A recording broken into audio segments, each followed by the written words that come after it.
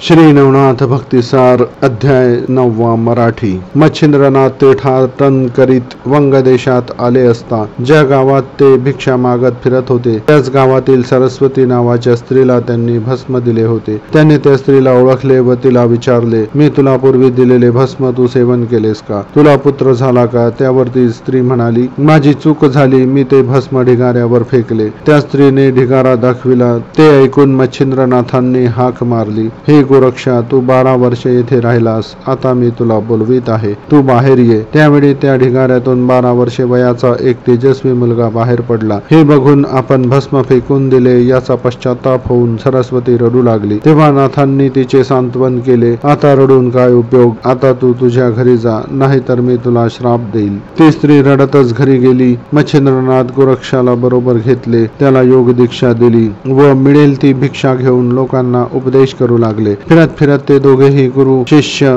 कनकगिरी गावात आले असता मच्छिंद्रनाथांनी गोरक्षनाथास भिक्षा मागण्यासाठी पाठविले। गोरक्षनाथ महान गुरु भक्त होता। तो गुरु मच्छिंद्रनाथांची मनोभावे सेवा करत असे। गोरक्षनाथ भिक्षेसाठी फिरत असता एका घरासमोर आला। त्या घरी पितृश्राद्ध होते। एक 12 वर्षाचा मुलगा भिक्षा मागत आहे हे बघून त्या घरच्या स्त्रीने त्याचे तेजस्वी मुख बघून आनंद झाला व तिने घरातील वडे आणि इतर सर्व खाद्यपदार्थ त्याला अत्यंत प्रेमाने दिले। एकाच घरी भरपूर भिक्षा मिळाल्यामुळे ती भिक्षा घेऊन गोरक्षनाथ गुरु मच्छिंद्रनाथांकडे आला। दोघांनी भोजन केले, परंतु मच्छिंद्रनाथांना आणखी वडे खाण्याची इच्छा झाली असता त्यांनी गोरक्षनाथाकडे बघितले। गुरूंना काहीतरी हवे आहे हे गोरक्षाने ओळखले, म्हणून त्याने आपणास काय हवे म्हणून गुरूंना विचारले असता मच्छिंद्रनाथांनी आणखी वडे पाहिजे असल्याचे सांगितले। तेव्हा गोरक्षनाथ पुन्हा त्या घरी आले व माई म्हणून हाक मारली। तेव्हा त्या घरातील स्त्रीने बाहेर येऊन काय हवे आहे असे गोरक्षास विचारले। तेव्हा गोरक्ष त्या स्त्रीस म्हणाले, माझ्या गुरूंना वडे अतिशय आवडले, त्यामुळे आणखी भिक्षा